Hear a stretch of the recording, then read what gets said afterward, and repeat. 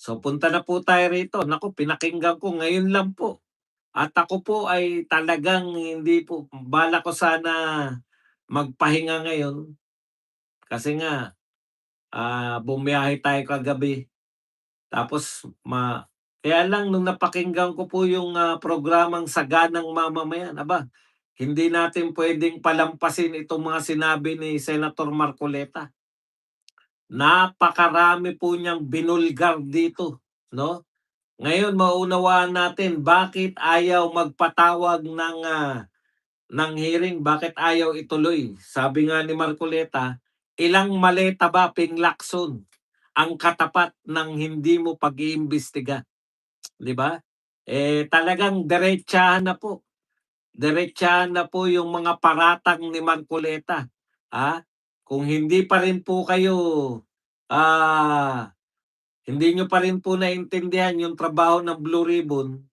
Yan po, sinabi po ni Marcoleta yung matagal na po nating sinasabi dito. Yung Blue Ribbon Committee lang po ang kaisa-isa na nilikha ng pangunahing, trabaho ay mag-imbestiga ng mga katiwalian sa pamahalaan. Wala pong ibang committee. Ulitin ko po, walang ibang committee diyan sa Senado na ang pangunahing trabaho ay mag-imbestiga ng mga katiwalian. Ito po, Blue Ribbon. Kaya pati po yung pag-agaw ng Blue Ribbon kay Marcoleta, may kahulugan po yan, 'no? Talagang alam na alam niyo na may pinoprotektahan. Hindi po tayo nagsabi niyan, isang senador po nagngangalang Marcoleta, ah. May pinoprotektahan po itong mga tao na 'to na matapos agawin yung Blue Ribbon Committee mula sa pag-imbestiga ni Marcoleta, itetenga lang pala. Yan po lahat palabas lang po yan. Yang sinasabi na bago ako mag-imbestiga, pirmahan niyo muna. Pinakita po ni Marcoleta na yan pong pirmahan niyo muna bago ako mag-imbestiga ay trap po yan. Kasi 'pag pumirma na sila, lalong puwede ng hindi mag-imbestiga ayon kay Marcoleta. Lahat po 'to, lahat po ng sasabihin ko ngayon ayon kay Marcoleta. Sasabihin ko naman po sa inyo ano ang pananaw ko diyan pagka hindi po kay Marcoleta para hindi lang tayo paulit-ulit. Okay, 'pag sinabi ko pong eto ang pananaw ko diyan, yun po yung akin. Pero lahat po 'to, si Marcoleta po ang, pinagkunan natin. Okay. Ibig sabihin, palabas lang po 'yan lahat. Maaaring trap po 'yan kasi po sabi ni Marcoleta, inulit ko na naman. 'Pag pumirma po, ha, yung mga senador, puwede na siyang hindi mag-imbestiga kasi ilalatag niya na sa ano, kaya napakalaki pong kalokohan. 'Yan pala yung sinasabi ni Ping Lacson na hinaharang ng isang minority. Alam niyo sa totoo lang, marami nagtataka, ngayon lang po ako nakarinig, matagal na ako nakasubaybay diyan sa Senado. Ngayon ko lang narinig na isang incomplete report papipirmahan. Bakit? Bakit papipirmahan? Incomplete nga. 'Di po ba 'di ba dapat kumpletuhin? Diyan tayo pupunta 'no, bakit ayaw kumpletuhin? Bakit ayaw mag-imbestiga? Siguro talagang ang papel ni Lacson kaya niya kaya nila inagaw po nila kay Marcoleta 'yan, yang ano na 'yan. Sabi nga natin, hindi po si Chis Escudero talaga yung tinanggalan nilang kapangyarihan, hindi po yun yung main purpose ng kudeta sa Senado nung nagpalit po, mula po kay Senator, Chis Escudero, papunta po rito kay Soto. Isa-isahin po natin. May kodigo ko, inano ko talaga, ayan. Kasi marami sinabi. Una po, dito po sa may kinalaman po sa interparliamentary. Alam niyo, sabi paulit-ulit po si Senator Lacson na ito pong interparliamentary courtesy, ay kaya hindi po sila mag-imbita ng mga congressman kasi sa interparliamentary courtesy, 'no, kortesiya sa pagitan po ng mga senador at ng mga congressman. Eh, sabi ni Marcoleta, meron kang, kortesiya sa kapitbahay natin pero sa sarili mong mga ka kasenador, mga kapwa mo senador wala kang, kortesiya. Biruin mo magtsismis ka na akala mo naman merong kasalanan, 500 million na budget request, allocables pa o allocables, 'no, na may mga tinatakpan pa raw, eh, sabi ni Marcoleta, eh. Ngayon wala naman pong kabagay-bagay dahil sinabi rin po ni Marcoleta na, hindi naman natin sinasabi na may katiwalian diyan sa 500 million na request. Sabi rin pala ni Lacson, hindi rin natin masabi na may katiwalian diyan sa, ni-request ni Marcoleta na 500 million. Okay. Pero alam mo Senator Lacson, dahil diyan nagbigay ka ng tinatawag na, ah, anong tawag dun? Nagbigay ka ng, o naging daan 'yan para magpa-presscon ka, 'di ba?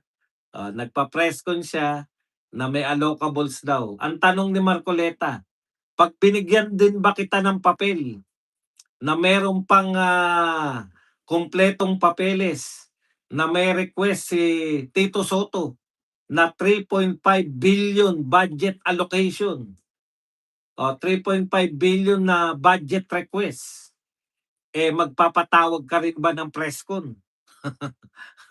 'Di ba? Kasi nagpatawag ka ng presscon, eh, wala kang nakikita na mali sa ginawa ni Marcoleta pero gusto mong intrigahin.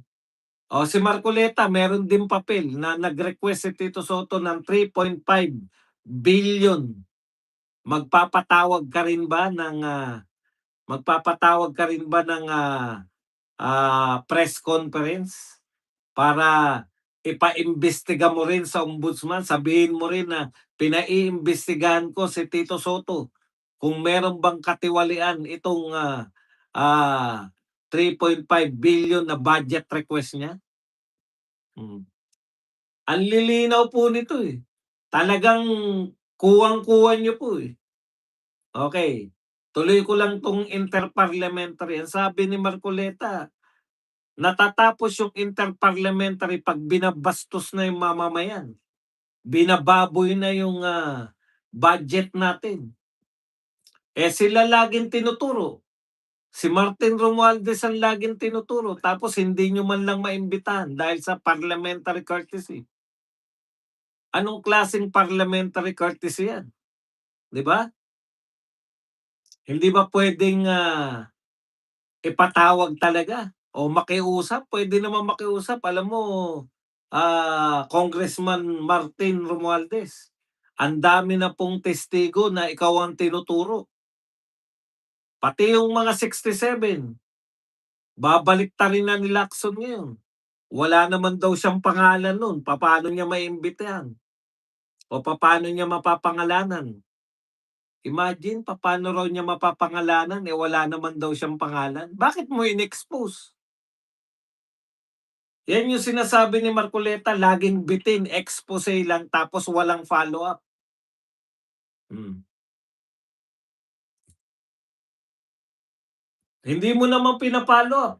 Magbabanggit ka ng mga pangalan, hindi mo ipapatawag sa Senado. Okay.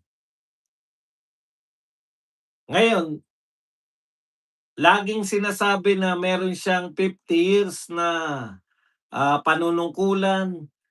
Sabi nga ni Marcoleta, binanata na talaga, eh. Galit na rin si Marcoleta, eh. Totoo bang walang bahid yung panunungkulan mo? Paalala lang sa'yo ni Marcoleta itong mga sumusunod, yung illegal logging nasangkot ka, Coratong Baleling at saka yung Daser Corbito. Pinaalala ni Marcoleta, alam niya raw kung bakit ka napawalang sala. Hindi totoo yung pinagmamalaki mo ayon kay Marcoleta na ikaw ay walang dungis. Binanggit niya nga 'tong mga kaso na 'to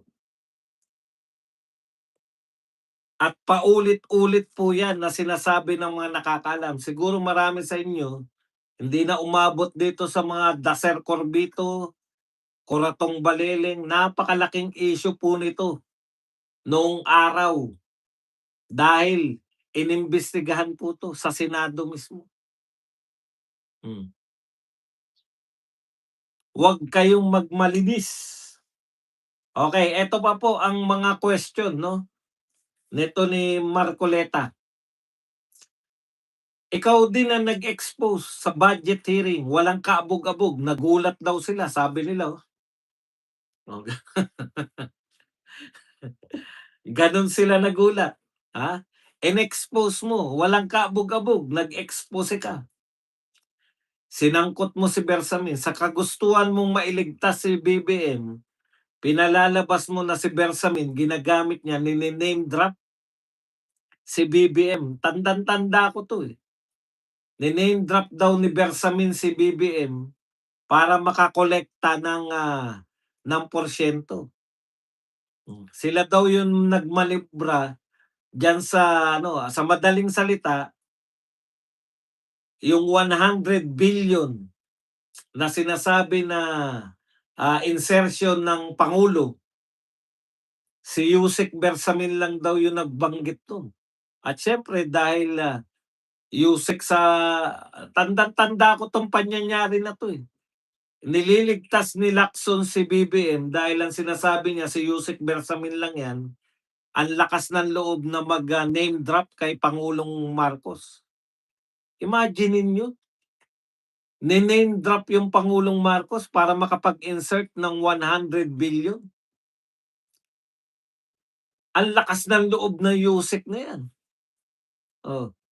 Tapos, ikaw ang Blue Ribbon Committee Chairman ni hindi mo man lang inimbita si Bersamin. Alam niyo ang sabi ni Marcoleta, bakit posibleng hindi niya inimbita? Nakita niya raw si Bersamin pala, eto ang kwento, kasi etong si Bernardo, ang naglabas niyan si ano, si Ping Lacson na, si Bernardo, Yusek Bernardo. Yung magsusoli ng 1 billion, willing magsoli, maging state witness lang. State witness na yata si Bernardo. Sabi niya, napunta ngayon yung kickback na 8 billion, eventually napunta yan kay Bersamin. So walang kinalaman si BBM. Ganyan yung ano niyo, kwento, 'di ba? Yung 8 billion. O ngayon, bakit hindi pinapatawag si Bersamin sa napakatagal na panahon? Nakita raw ni Marcoleta yung meron palang resibo o hindi naman resibo, yung pinuntahan nung 8 billion na kickback. Ayan, kasama po diyan sa pinuntahan nung 8 billion na kickback, kasama po yung 4 senators. Partikular po yung mga senador sa kampanya ng mga senador, yung alyansa. Eh, sino ba mga kasama sa alyansa? Hindi ba si Tito Soto tsaka si Lacson? Oh, kasama pala dun sa kickback, ah, kaya pala napigilan na imbitahin 'yan, eh, magkakaalaman na yung kickback na 8 billion ang pinagkagastusan pala nun kasama yung mga kampanya ng alyansa senators. Nakabilang itong si Tito Soto at tsaka itong si Ping Lacson. Ulitin ko, hindi po aking haka-haka yan. Manood lang kayo ng Saganang Mamamayan. Inaano lang po natin para madali nyo pong maunawaan yung sa mabilisan. Sinasummarize lang natin. Hmm. Imagine, binanggit mo, winawalang sala mo si Marcos na nini-name drop. Ako po, presidente ako, ini-name drop ako na Yusek tapos hindi ko man lang wala akong gagawin diyan sa mga hindi ko papakasuhan, ba yung nanira lang sa'kin napakulong ng 5 araw, eh, nakapagpiyansa lang, eh. Oh, si Jay Sonsa ano bang kasalanan ni Jay Sonsa na kasing bigat ng 8 billion? 8 billion po yung kickback na napunta di umano kay Bersamin. Eh, hindi raw alam ni Lacson merong listahan si Bersamin. Bakit hindi mo patawag si Bersamin na magkaalaman kung saan napunta yung 8 billion na kickback at yan po ay nakuha niya, binigay o nakita niya hawak-hawak ni Libiste. So, sa panyayari po na yan, Senator Lacson, ikaw na ngayon na nakataya. Ikaw na napagbibintangan, kasama ka pala sa mga nakinabang dun sa 8 billion. Tanong, iimbitahin mo ba si Bersamin at saka si Libiste? Kasi sabi ni Marcoleta hindi naman daw niya nakuha kay Bersamin yun kundi kay Libiste. Very willing naman yung mama, si Libiste, yung batang si Libiste. Okay, yung issue ng Cabral at 67 congressman, wala ka rin pinatawag o yung dundo sa 12 na binabanggit mo, 2 lang yung napatawag mong kontraktor. Bakit hindi mo raw pinatawag yung mga tauhan ni Saldico, ano bang SunWest, yung sa SunWest? Oh. Bakit hindi mo pinatawag yung mga taga SunWest? Samantalang yun yung pinaniniwalaang pinakamalaki, kung di ako nagkakamali, yun ang pinakamalaking kontraktor.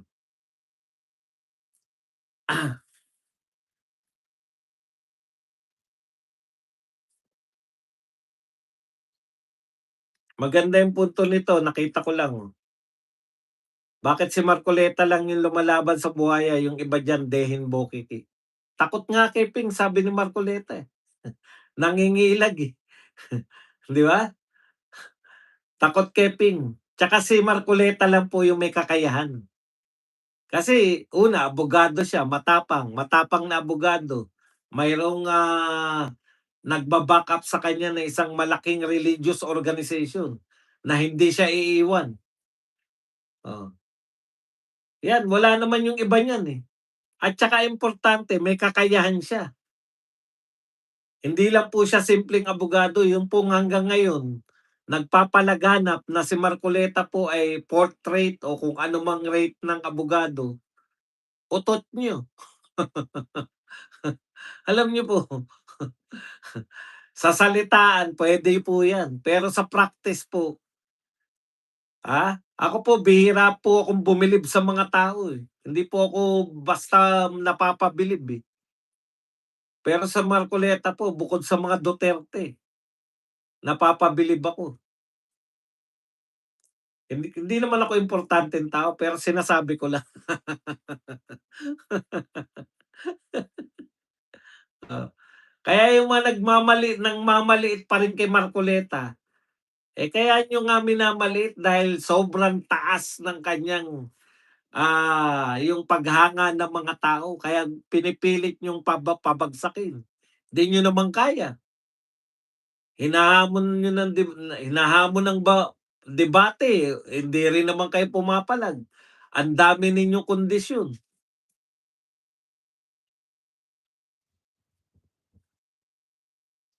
Sigu sigurado ka ba o kumikita ka? Kung hindi kayo sigurado na matalino si Marcoleta, puta anong klaseng tao kayo?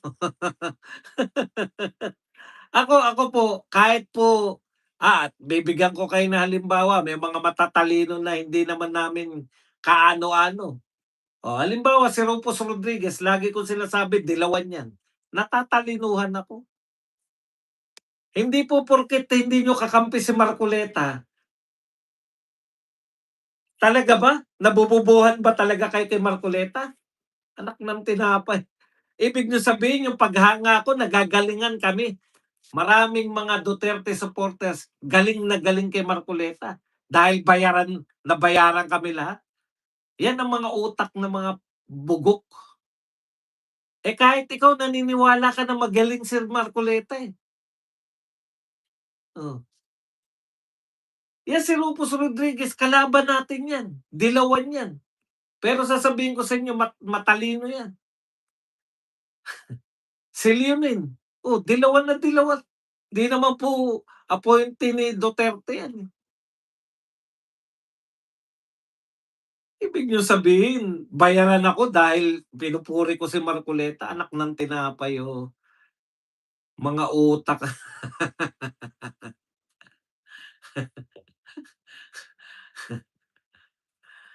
Okey, may resibo si Bersamin, 'yan. Eto pa, ha, ang kasama pa ro'n sa nakita raw ni Marcoleta, kasama pa po, nakaka-receive pa pala ng 100 million per week diyan sa Bureau of Customs. Imagine ninyo, hindi pa po 'yan napag-uusapan. 100 million a week mula sa Bureau of Customs. 'Yan po yung nakakabigla. Okay. Ano ang mga challenge ngayon ni Marcoleta dito po kay Ping Lacson? Una, ipapa-presscon mo rin ba si Tito Soto? Dahil merong papel si Marcoleta na 3.5 billion ang kanyang, hinihinging budget. Alam niyo wala naman pong problema sana kaya lang minamalis siya ni Lacson para masiraan lang si Marcoleta, eh.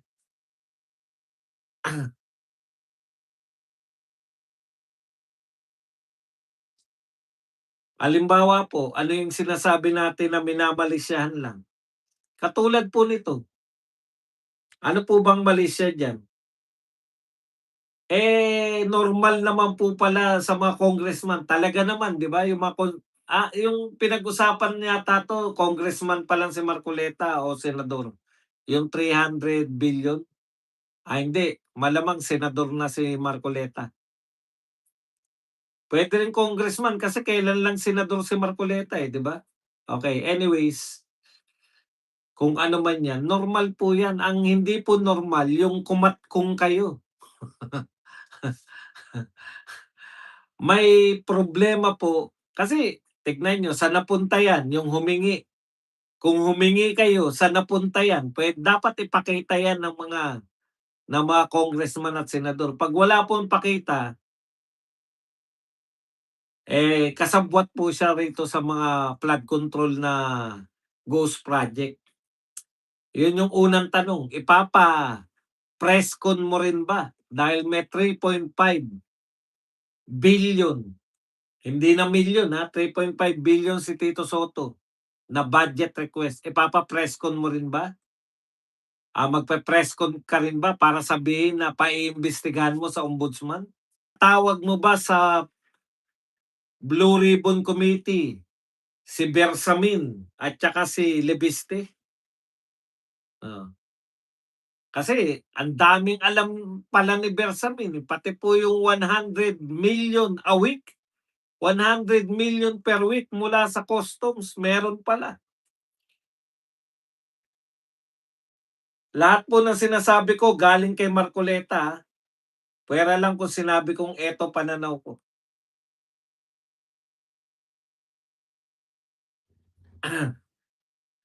Okay. Kaya sabi nga ni Marcoleta, yung patutsada talagang pinipersonal siya ni ano, ni Lacson pati yung mas pogi siya. O ikaw na raw mas pogi basta mag-imbestiga ka lang. Ang problema nga 'no, halimbawa po yung tanong ko kanina nabitin pala, bakit hindi iniimbestigahan, bakit hindi ipatawag yung SONWES? Kasi alam po 'no, sabi po ni Marcoleta nanghihiram pala si Lacson kay Saldico ng helicopter nung, para magamit nung, kampanya. Paano nga naman yan ang problema, ang dami niyong pinag-uutangan ng loob, eh. Kita niyo po, kitang-kita natin 'no, si Lacson talaga. Okey.